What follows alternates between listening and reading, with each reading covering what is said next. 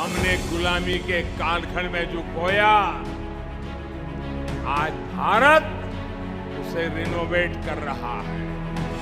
अपने गौरव की, अपने वैभव की पुनर्स्थापना हो रही है। पिछले 9 सालों में भारत साक्षी बना है धार्मिक, सांस्कृतिक और आध्यात्मिक पुनरुद्धार का।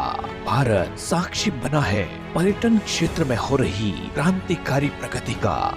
प्रधानमंत्री श्री नरेंद्र मोदी के यशस्वी नेतृत्व में यह 9 वर्ष भारत की गौरवशाली विरासत के संवर्धन में स्वर्णिम अध्याय के रूप में अंकित हुए हैं। धर्म और अध्यात्म के केंद्र बिंदु भारत में कई महत्वपूर्ण धार्मिक स्थानों की पुनर्स्थापना हुई। विभिन्न धार्मिक सर्किट और कॉरिडोर के निर्माण से भारत का पुरातन वैभव पुनर्स्थापित हुआ। वहीं धार्मिक पर्यटन में भी भारी वृद्धि हुई, जिससे रोजगार सृजन हुआ और देश की अर्थव्यवस्था को मजबूती मिली। आज राम भक्तों का भव्य श्री राम मंदिर के निर्माण का स्वप्न पूरा हो रहा है। श्री केदारनाथ धाम के पुनर्निर्माण के साथ ही मोक्षदायिनी काशी में श्री काशी विश्वनाथ कॉरिडोर के निर्माण व उज्जैन में भव्य महाकाल कॉरिडोर के निर्माण से श्रद्धालुओं को भव्यता के दर्शन हो रहे हैं। रामायण सर्किट के माध्यम से रामायण से जुड़े स्थानों और बौद्ध सर्किट के माध्यम से बौद्ध धर्म के प्रमुख धार्मिक स्थलों को विकसित किया जा रहा है। करतारपुर कॉरिडोर के निर्माण से सिखों की आस्था के केंद्र करतारपुर साहिब के दर्शन संभव हुए।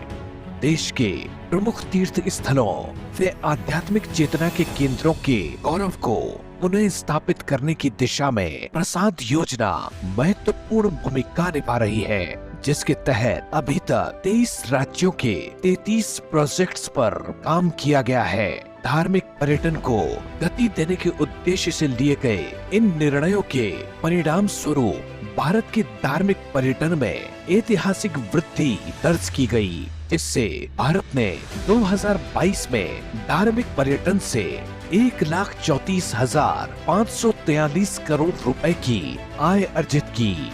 मोदी सरकार में देश में पर्यटन को बढ़ावा देने के लिए कई महत्वपूर्ण योजनाएं शुरू की गई।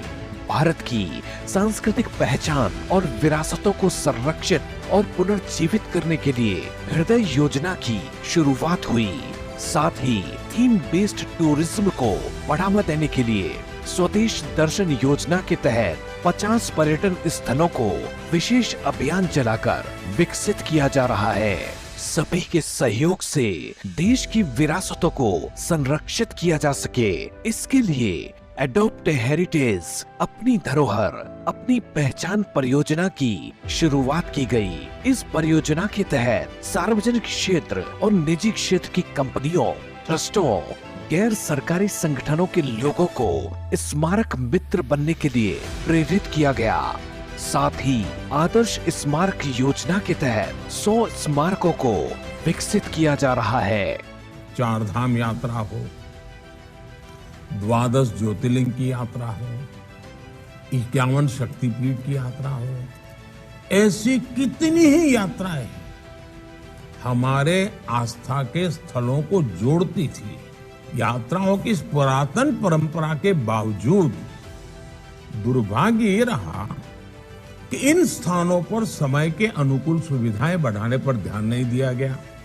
इन स्थानों की राजनीतिक उपेक्षा ने देश का बहुत नुकसान किया।